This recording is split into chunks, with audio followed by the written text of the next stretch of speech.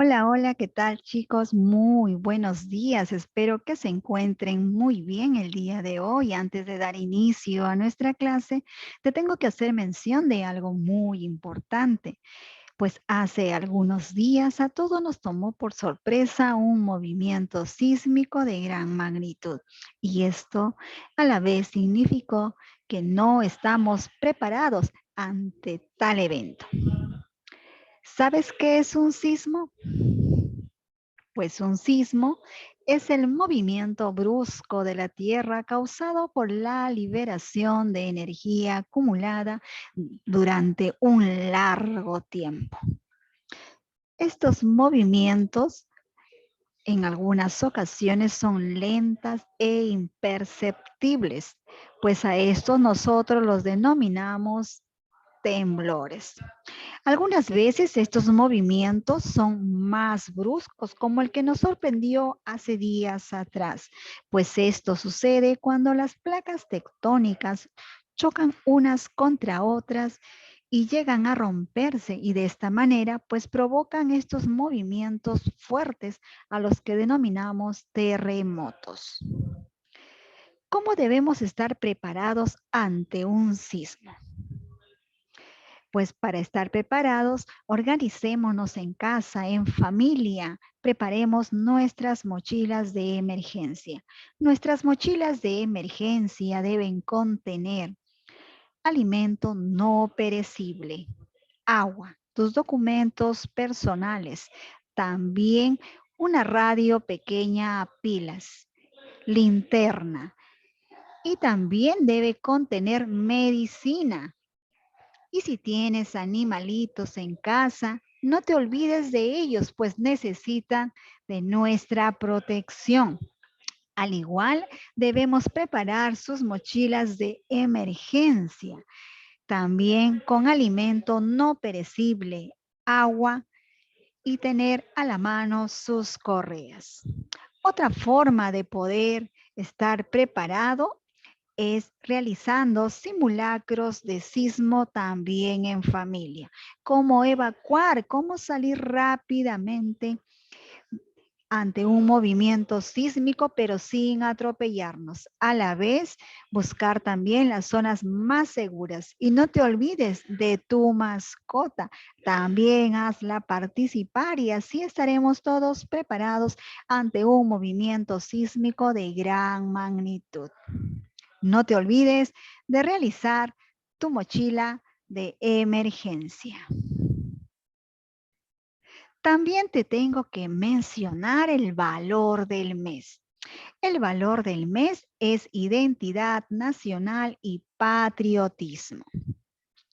La identidad nacional es el sentimiento de pertenencia a una comunidad histórica, cultural, lingüística y social, que se corresponde en mayor o menor medida con algún país, región o comunidad política. Dicho más fácilmente, es un sentido identitario, es decir, de pertenencia basado en la idea de la nación, es decir, en oposición a lo considerado ajeno o extranjero.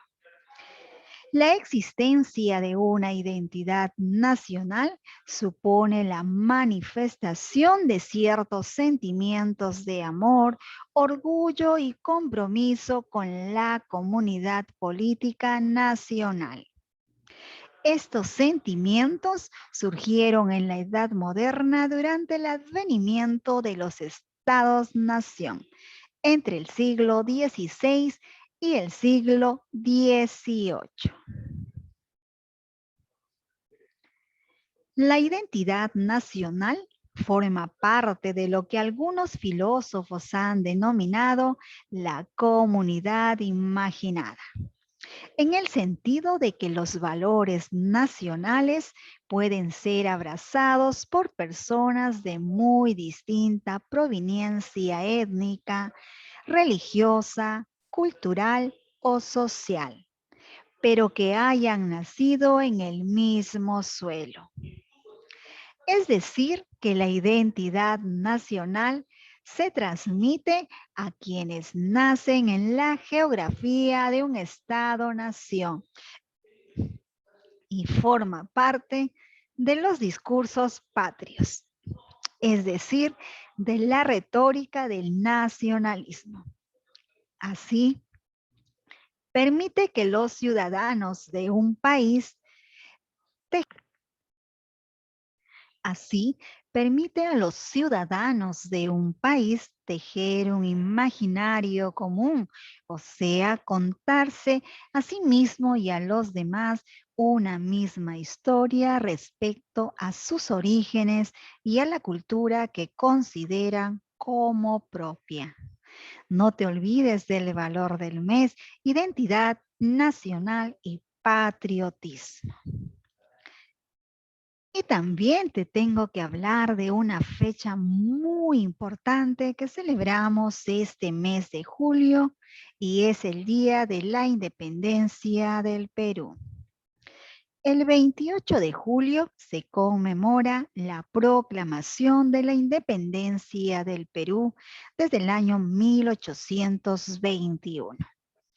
Pero la celebración de fiestas patrias va mucho más allá de recordar esta fecha. El aniversario peruano se trata del orgullo de un país, del orgullo por la cocina peruana mundialmente reconocida, por la biodiversidad, por la increíble cultura milenaria, por las razas, por los idiomas, por su gente.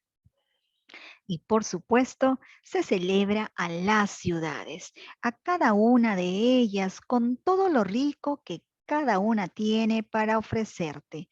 Se celebra que en tan solo unas horas se puede pasar por costa, sierra y selva y disfrutar de bailes, música y tradiciones diferentes en cada región.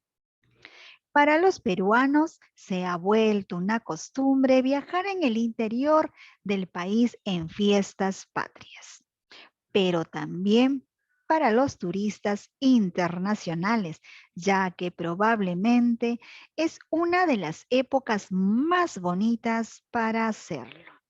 Es mágico que en cada rincón del país se realizan diferentes actividades, pero que finalmente el espíritu de celebración es lo que importa. No te olvides, 28 de julio, Día de la Independencia del Perú. Soy Miss Lidia y juntos llevamos el curso de historia. El tema que abarcaremos hoy, el Ochenio de Odría.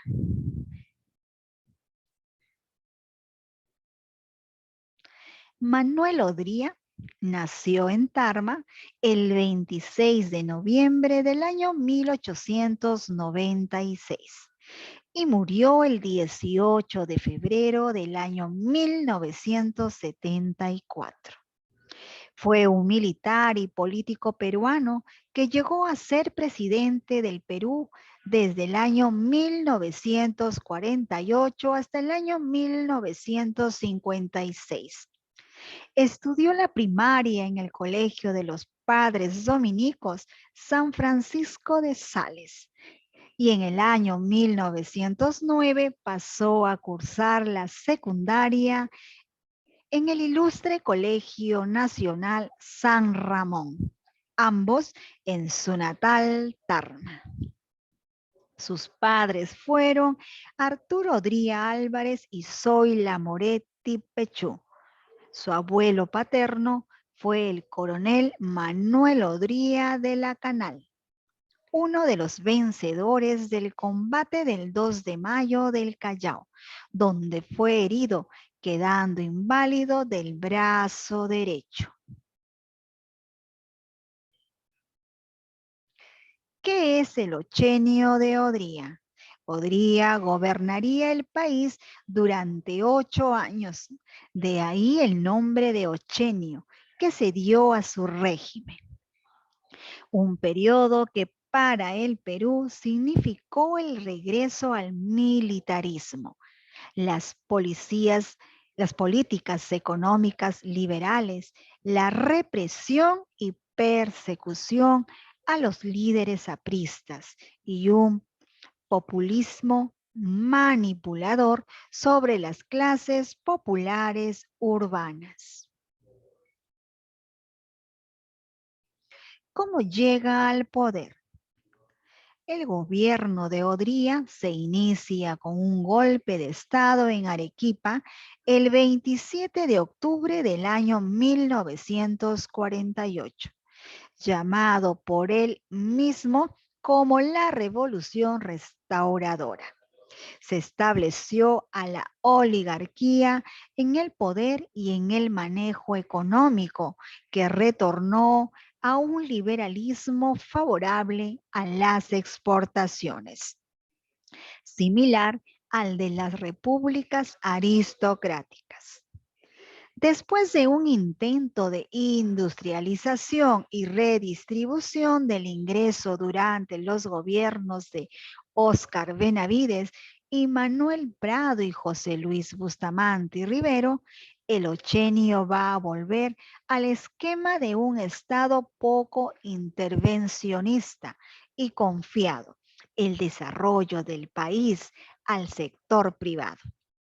Su gobierno se caracterizó por autoritarismo y represión a opositores, así como una política económica liberal. La política odrista, el ataque y persecución de enemigos como apristas, comunistas, sindicalistas y periodistas como Aya de la Torre, se asila 5 años en la Embajada de Colombia. El rochabús o carro rompe manifestaciones. Fue uno de los instrumentos represivos introducidas por el régimen para disuadir a los manifestantes que protestaban contra el gobierno.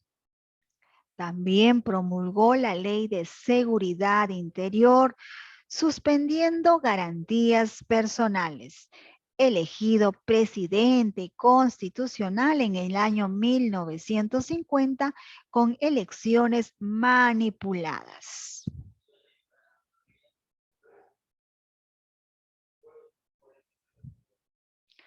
¿Cuáles son las etapas del gobierno de Odría?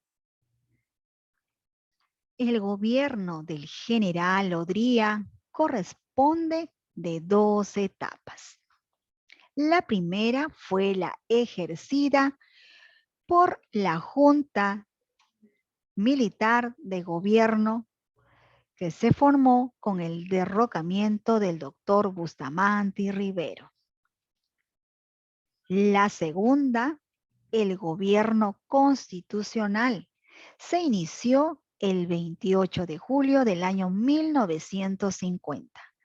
El régimen denominado el ochenio, por los 8 años que duró, retomó una política económica liberal a ultranza, en el sentido de contar con una menor intervención del Estado en el aparato productivo.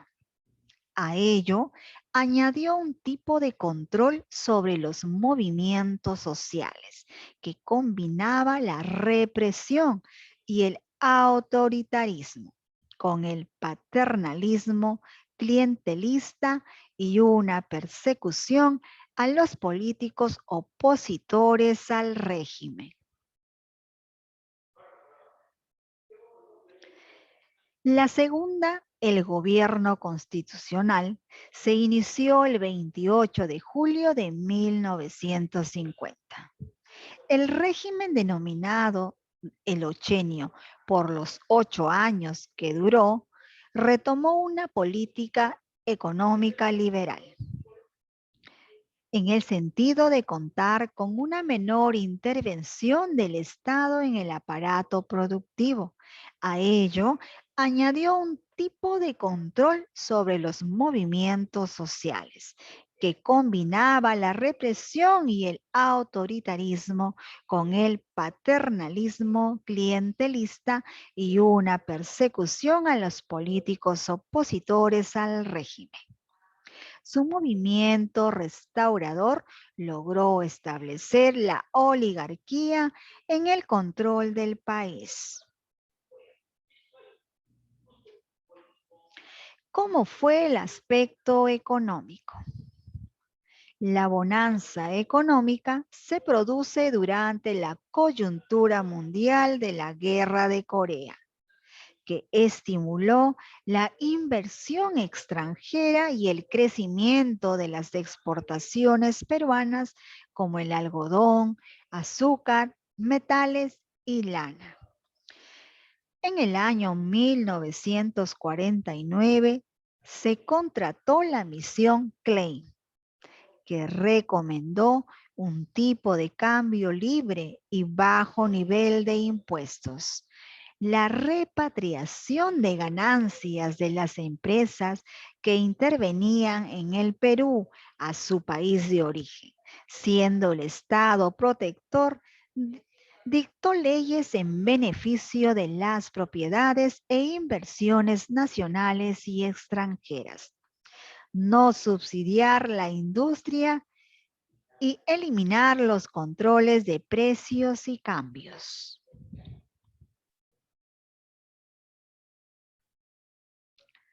La economía sufrió un viaje hacia el liberalismo, aunque sin caer en extremos, se quiso dignificar la economía, para lo cual se contrató la misión norteamericana presidida por Julius Klein, que recomendó el sistema de libre mercado. Odría atendió a las principales recomendaciones de esta misión: supresión de subsidios, libre cambio, desaparición de los controles y el equilibrio presupuestal, es decir, restricciones del gasto público. La crisis económica pudo así ser contenida.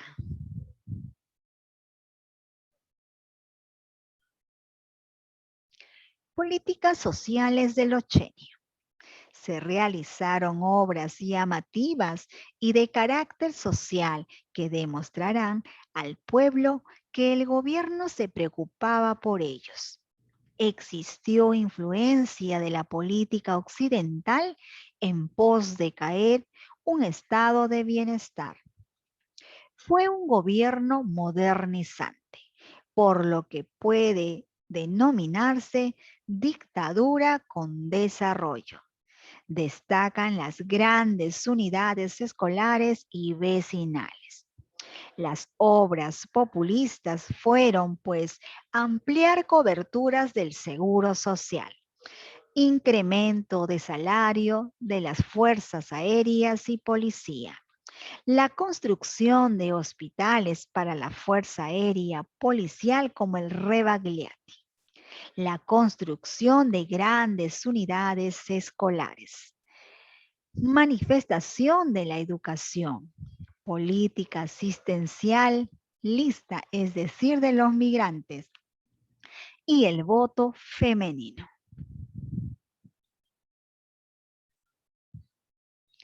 ¿Qué estableció la Junta de Gobierno? Pues la Junta de Gobierno se gobernó en un ambiente de franca dictadura.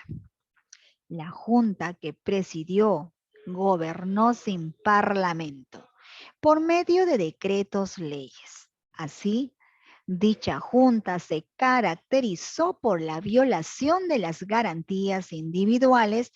Para ello contó con el apoyo del Decreto Ley de Seguridad Interior de la República en julio del año 1949, que permitía la persecución política.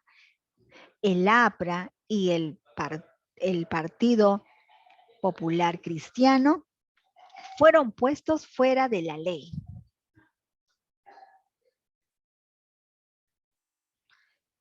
¿Cómo fue el aspecto interno?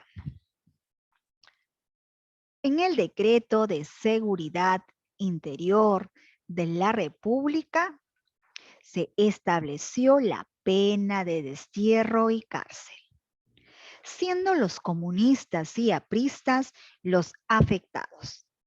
Dicha ley suspendía las garantías individuales, con lo cual el gobierno se encontraba en libertad de allanar domicilios, arrestar, encarcelar, desterrar, etcétera, por simple denuncia, debiendo el acusado probar su inocencia. El 3 de octubre del año 1948, una rebelión estalló en el Perú durante el gobierno de Bustamante. La rebelión fracasó, pero se emitió un decreto que acusó al APRA como responsable. En consecuencia, el partido político fue declarado ilegal y se ordenó juzgar a los responsables de dicha rebelión, en especial a su líder, Víctor Raúl Haya de la Torre.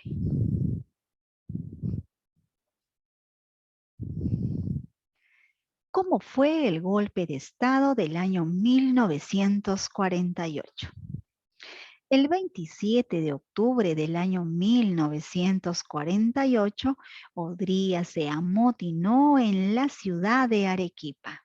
Después de 2 días de forcejeo, gana la adhesión de las Fuerzas Armadas y derroca al presidente Bustamante.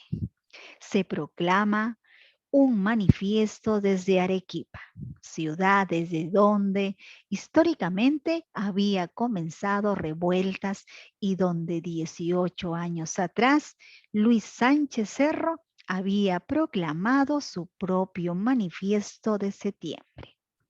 Odría, a la cabeza de la guarnición arequipeña, se levantó en contra del gobierno constitucional de Bustamante y Rivero.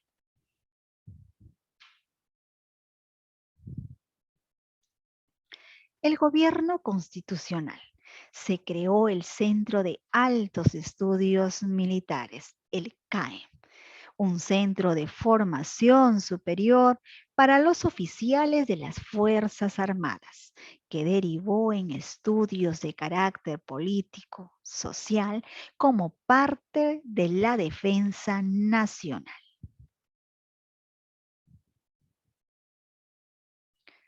Cambios sociales a mediados del siglo XX. La población peruana, pues se dio la explosión demográfica, avance de la urbanización y el mestizaje. También en el fenómeno migratorio se dio el crecimiento poblacional, la crisis agrícola andina, la modernización de agricultura costeña, la influencia del estilo de vida urbano. Y en la cultura popular, pues las redes sociales solidarias. Después también pues se dio la cholificación y el achoramiento. A continuación te invito a que veamos juntos el siguiente video para reforzar un poquito más nuestro tema, que está muy interesante, así que presta mucha atención.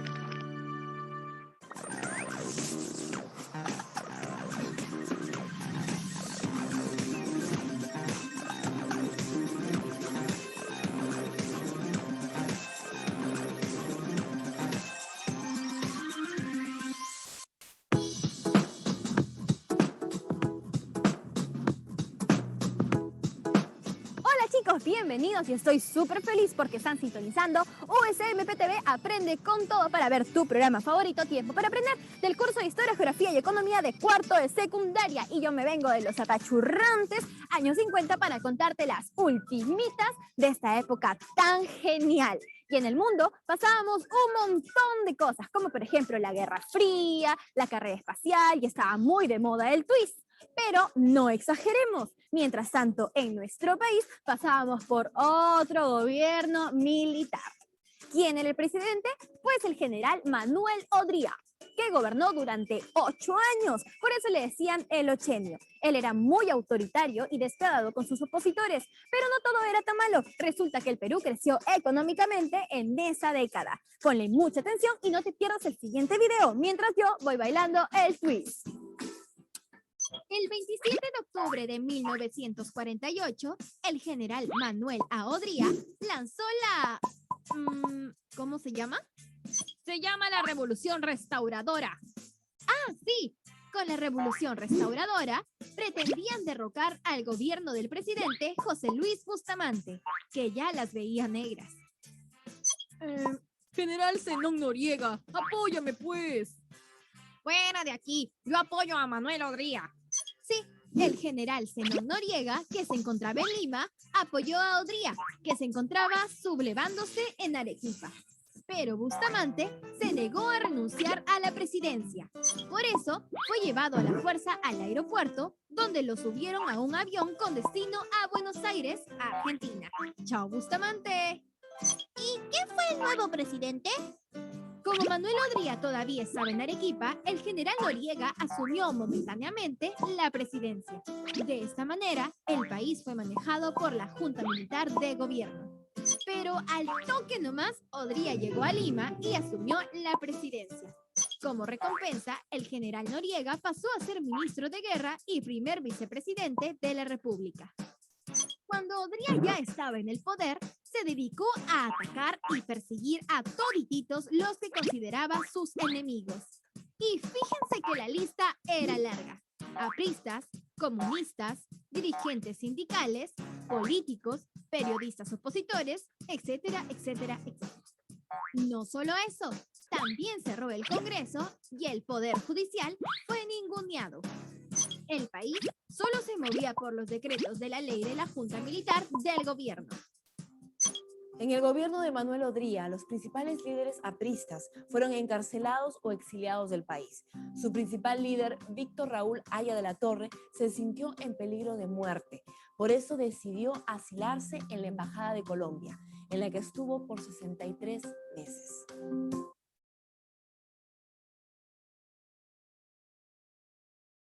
Bien, chicos, un tema súper interesante, el ochenio de Odría. ¿Por qué le decían el ochenio de Odría? Porque gobernó durante 8 años. Sé que has estado muy atento, ahora te toca a ti. Coloca B si es verdadero o F si es falso dentro de los paréntesis según corresponde. En el ochenio de Odría se estableció la pena de destierro y cárcel. En el ochenio de Odría se estableció la pena de destierro y cárcel. ¿Esto será verdadero o falso? Pues esto es verdadero. Con el destierro y cárcel fueron afectados los comunistas y apristas. Con el destierro y cárcel fueron afectados los comunistas y apristas. ¿Será verdadero o falso? Pues esto es verdadero. El 27 de octubre del año 1948, Odría se amotinó en la ciudad de Arequipa. ¿Será verdadero o falso? Pues esto es verdadero. Odría se levantó en contra del gobierno constitucional de Bustamante y Rivero. ¿Será verdadero o falso? Pues esto es verdadero. Continuemos. Responde las siguientes preguntas. ¿En qué año estalló la rebelión en el Perú? Pues la rebelión estalló el 3 de octubre del año 1948. Siguiente pregunta. ¿Quiénes fueron acusados como culpables de la rebelión? ¿Quiénes fueron acusados como culpables de la rebelión? Pues fueron acusados responsables los apristas. ¿Quién era el líder del partido aprista? Pues el líder del partido aprista era Víctor Raúl Haya de la Torre. ¿En qué año se contrató la misión Clay? ¿En qué año se contrató la misión Clay? Pues se contrató en el año 1948.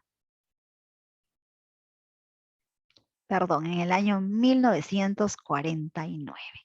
Bien, no te olvides de lo que hablamos al inicio de nuestra clase, de tener tus mochilas listas, es decir, tu mochila de emergencia y estar preparado ante cualquier movimiento sísmico.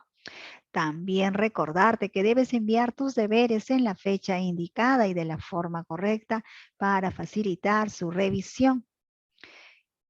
Y no te olvides de seguir cuidándote. No bajemos la guardia, aún seguimos en pandemia y muchas gracias por tu atención. Nos estamos viendo en la siguiente clase. Mientras tanto, cuídate mucho.